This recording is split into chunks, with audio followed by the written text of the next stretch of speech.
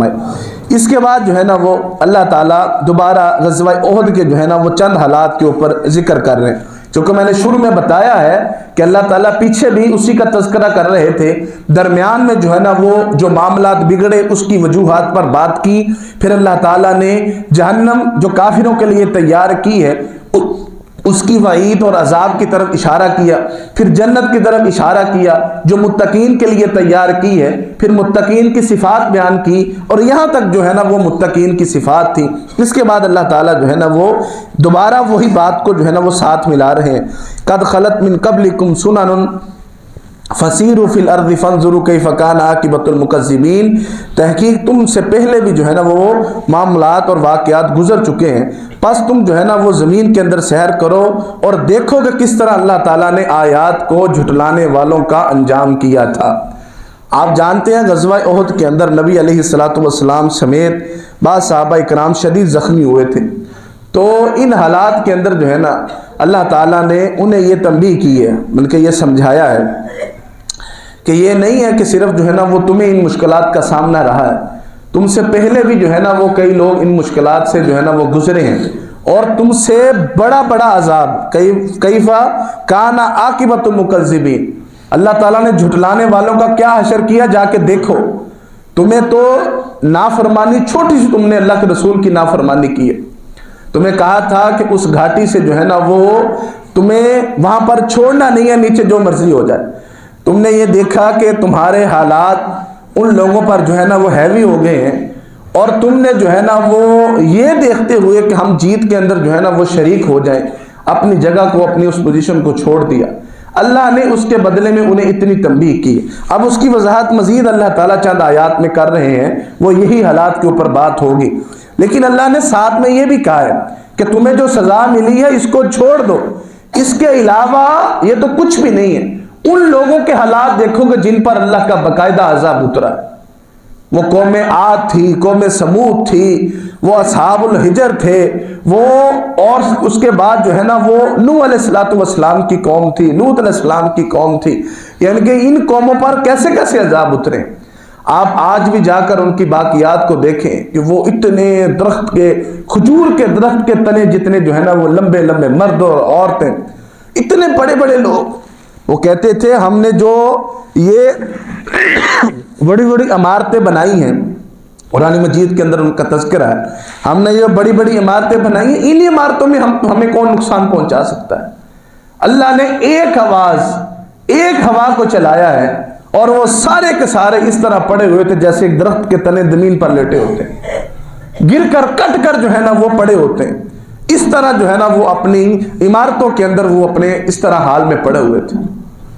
تو اللہ تعالیٰ کا یہ ہم پر فضل ہے، اور یہ فضل بھی رسول اللہ صلی اللہ علیہ وسلم کی محبت اور آپ کی امت کی لیے تڑپ کی وجہ سے یہ فضل ہے کہ اللہ تعالیٰ نے ہم پر جو ہے نا وہ اجتماعی عذاب کو موقوف کر دیا، ورنہ پہلی امتوں پر جن سبب سے عذاب آتے تھے وہ ایک بڑا سبب ہوتا تھا، وہ سارے امتوں کے عذاب کا ایک بڑا سبب آپ نکال لیجئے۔ مثال کے طور پر قوم نوح کا یہ تھا، قوم لوط کا یہ تھا، قوم جو ہے نا وہ عاد کا یہ تھا، قوم سمود کا یہ تھا، ایک کاغذ پہ لکھ لیجئے۔ اللہ نے قرآن مجید میں بیان کیا یہ ناپ تول میں کمی کرتے تھے، یہ ہم جنس کے ساتھ جو ہے نا وہ یہ تعلقات قائم کرتے تھے، یہ وہ کرتے تھے، یہ وہ کرتے تھے، یہ سارا لکھ لیں۔ پھر آپ اس ورق پر جو ہے نا وہ نظر دوڑانے کے بعد اس امت پر نظر دوڑائیں، اپنے حالات پر نظر دوڑائیں کہ وہ کون سا گناہ ہے جب ان میں سے جو ہیں وہ سارے کون سا ایسا بچتا ہے جو ہم نہیں کرتے؟ کیا ناپ تول میں کمی نہیں کرتے؟ کیا اللہ کے ساتھ شرک نہیں کرتے؟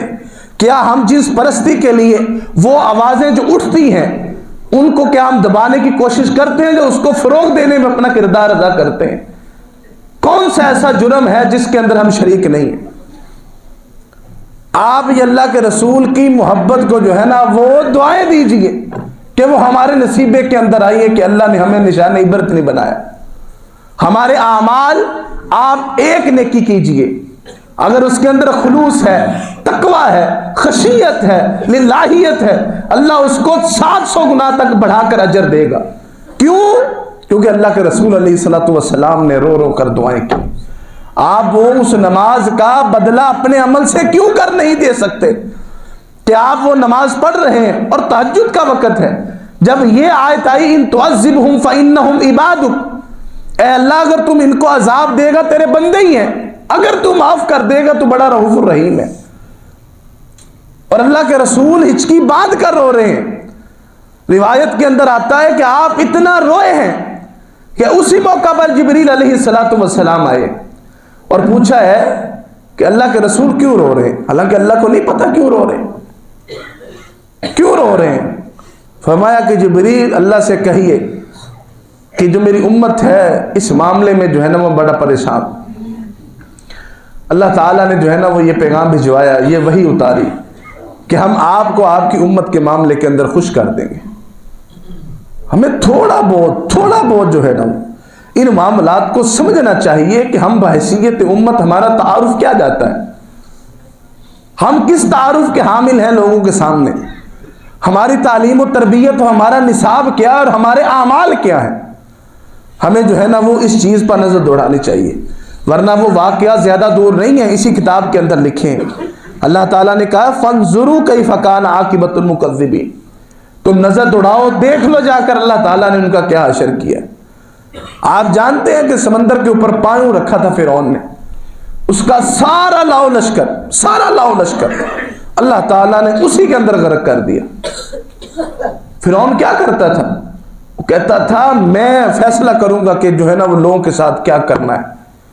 ہم لوگ یہ رویہ نہیں رکھتے، ہم کہتے جی ہم بتائیں گے کہ لوگ کیسے زندگی گزاریں گے، ہمارے اندر ایک بندہ آنا چاہیے بس، ان دی خیر نہیں اس تو بعد۔ ہم کہتے جی ہم بتائیں گے کہ وہ سانسیں کس طرح لے گا۔ وہ رویے اللہ کو ناپسند ہیں، ورنہ اللہ تعالیٰ کو کیا ہے کہ اللہ لوگوں کو عذاب دے، اور یہ اللہ نے خود قرآن مجید میں کہا ہے۔ اللہ کیوں لوگوں کو عذاب کرے گا اگر وہ شکر کرتے ہوں گے، یعنی کہ وہ اللہ کی فرما برداری کرتے ہوں گے۔ یہ ہمارے رویے ہمیں بتاتے ہیں کہ ہم کن گناہوں کے اندر مبتلا ہیں۔ ہمارا صرف داؤ نہیں لگتا، اور یہ صحیح بات ہے کہ ہم ویسے وہی بندہ جو ہے نا وہ بچہ ہے بددیانتی اور بدعنوانی سے، جس کے ہاتھ کچھ نہیں لگا، ورنہ ہاتھ کچھ لگا ہو چھوڑتے کوئی نہیں ہے۔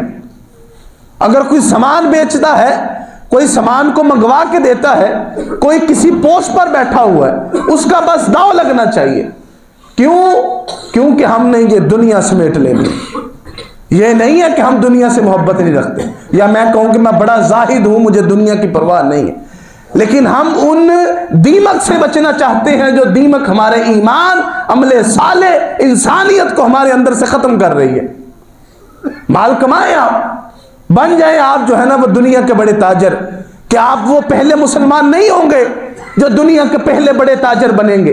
آپ سے پہلے عثمان غنی، آپ سے پہلے وہ سمامہ یمامہ کا بادشاہ، آپ سے پہلے عبد الرحمن بن عوف دنیا کے بڑے بڑے نامور تاجروں میں شامل تھے، لیکن ان کی مثالیں ہیں کس چیز کے اندر؟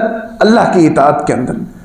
جب مال مانگا مال دیا، جب ان کے لیے جہاد کے لیے وقت مانگا وہ دیا، جب ان سے جو ہے نا وہ دین کی خدمت مانگی وہ دی، ساتھ میں کاروبار بھی کیا۔ وہ بندہ بادل جس کا نام لے کر جس پہاڑ کے اوپر بنے ہوئے چھوٹے سے باغ پر برستے ہیں، روایت کے الفاظ ہیں کہ وہ بادل جو ہے نا وہ آوازیں لگاتے ہیں کہ اس کے باغ کے اوپر جو ہے نا وہ برس جاؤ۔ کیونکہ وہ اپنے باغ کا جو عشر ہے، اپنی کمائی کی جو ہے نا وہ حصہ ہے جو اللہ کے نام کا صدقہ اور زکوٰۃ کے نام پر، اس کو وہ ایمانداری سے ادا کرتا ہے۔ ہم اس سے جان چھڑواتے ہیں۔ ہم یہ سمجھتے ہیں کہ ہم جو خرچ کرتے ہیں وہ گویا کہ ہم اللہ پر احسان کر رہے ہیں یا اس دین پر احسان کر رہے ہیں، حالانکہ یہ خرچ ہماری اپنی ذات کو نکھارنے کے لیے، ہمیں روز قیامت اس مال کے عذاب سے بچانے کے لیے۔ نبی علیہ السلام نے فرمایا جو بندہ دنیا کے اندر اپنے زکوٰۃ کو، مال کو دیتا نہیں ہوگا، پورا نہیں دیتا ہوگا، روز قیامت اللہ تعالیٰ اس مال کو گرم کر کے ان سکوں کو، اس کرنسی کو اس کے بدن، اس کی پیٹھ، اس کے چہرے پر، اس کے ماتھے پر داغا جائے گا۔ وہ ایک دو منہ والا سانپ بن جائے گا، اور وہ سانپ اس کو جب ٹانگ جو ہے نا وہ ڈنک مارے گا، وہ کہے گا انا مالک انا کنزک، میں تیرا خزانہ ہوں، میں تیرا مال ہوں، ٹھوس اب اس کو منہ کے اندر۔ ہمیں اپنے وہ معاشرتی رویے دکھائی نہیں دیتے۔ ہم نے اسلام کے لیے محنت تو کیا کرنی ہے، اس کی بدنامی کے لیے تلے ہوئے۔ ہمیں یہ سوچنا چاہیے کہ ہم بحیثیت مسلمان سب سے پہلے یہ سوچیں کہ اگر میں کچھ کروں گا تو بدلے میں کیا ہوگا۔ مثال کے طور پر میں داڑھی والا ہوں، میں نے داڑھی رکھی اور میں امام ہوں، جمعہ پڑھاتا ہوں، یہ میری ذمہ داری ہے کہ میں دیکھوں کہ میں لوگوں سے زیادہ گناہوں سے جو ہے نا وہ بچنے کی کوشش کروں، ورنہ کوئی بھی مجھے دیکھے گا تو یہی کہے گا مولویوں کے یہ کر رہے۔ غلط بات نہیں ہے اس کے اندر۔ آپ یہ کیوں کہہ رہے ہیں کہ بھائی میرے گناہ کے وقت آپ میرے مولوی پن کیوں درمیان میں لا رہے ہو؟ ٹھیک ہے، مجھے یہ سمجھنا چاہیے کہ میری ذمہ داری زیادہ ہے۔ ہمیں بحیثیت امت یہ سمجھنا ہے کہ ہماری ویلیو عام امت جیسی نہیں ہے، ہماری ذمہ داری زیادہ ہے۔ کوئی ہمیں یہ کہے گا نا کہ یہ مسلمان اس طرح کے ہیں، کیوں ایسا کہہ رہا ہے؟ ہمارے بڑے کو کیوں نہیں ایسا کو کہتا؟ حالانکہ وہ انہیں سخت ناپسند کرتے ہیں، وہ تو ان کی تعریفیں کرتے ہیں، اگرچہ وہ ہمارے دشمن ہیں لیکن قانون وہ سیدنا عمر کا لے کے آتے ہیں، اور اس کا نام بھی عمر لا رکھا ہوا ہے، اور اس کو اپنے ملک کے اندر نافذ بھی کیا ہوا ہے، کیونکہ وہ انسانیت کے لیے بہتر ہے۔ تو اللہ تعالیٰ نے صحیح حضرات صحابہ اکرام کو یہ بیان کیا کہ تم جو ہے نا وہ آپسی جو ہے نا وہ ارد گرد دیکھ لو کہ اللہ تعالیٰ نے جو انجام کیا ہے تمہارا ہو سکتا تھا، تم اپنے آپ کو جو ہے نا وہ درست کر لو۔ اور ہمیں یہ سوچنا ہے اس آیت کی جو ہے نا وہ روشنی کے اندر کہ ہم بھی برے انجام سے بچ جائیں، ورنہ جو ابھی تک ہمارے ساتھ ہو چکا ہے یہ بہت زیادہ ہے، اس سے بدتر بھی ہوگا کہ اگر ہم باز نہیں آئیں گے۔ آپ یہ چھوڑیے کہ دنیا کیا کر رہی ہے، آپ صرف یہ دیکھیے کہ میں نے کیا صحیح کرنا ہے بس۔ امام ابن تیمیہ رحمہ اللہ کہا کرتے تھے کہ اگر ساری دنیا بھی باطل کے خلاف جو ہے نا وہ ساتھ کھڑی ہو جائے، میں اکیلا بھی حق کے ساتھ کھڑا ہو جاؤں، میں اللہ کے سامنے یہ کہہ سکوں گا کہ اللہ میں نے دنیا کی کثرت نہیں دیکھی کہ زیادہ دنیا کس طرف ہے، میں نے یہ دیکھا تھا کہ حق کس طرف ہے اور میں اس طرف ہو گیا تھا۔ آپ اپنے گریبان کے اندر جھانکیے، آپ اپنا محاسبہ کیجئے کہ آپ جو صحیح ہے کیا اس کے ساتھ ہیں کہ نہیں ہیں، ورنہ غلط کے لیے باطل کے لیے تالیاں نہ بجائیے کہ یہ اس سے بھی بڑا جرم ہے کہ آپ باطل کی جو ہے نا وہ اس کو سرشار اور جذبہ بڑھانے کے لیے اس کے ساتھ کھڑے ہو جائیں۔ اب اس بات کی امپلیمنٹ دنیا کے ہر شعبے پر کیجئے، چاہے وہ سیاست ہو، معاشرت ہو، معیشت ہو، گھر ہو، اور آپ کا کاروبار ہو، کسی بھی معاملے کے اندر۔ اللہ تعالیٰ نے قرآن مجید کے اندر یہ واضح بیان کیا ہے، اے ایمان والو اللہ کے لیے حق کی گواہی دینے کے لیے مضبوطی سے کھڑے ہو جاؤ۔ یہ سارے حکم اللہ تعالیٰ نے ہمیں قرآن مجید کے اندر جو ہے نا وہ دیے ہیں، تو ہمیں اپنی جو ہے نا وہ حالات کا جائزہ لینا ہے۔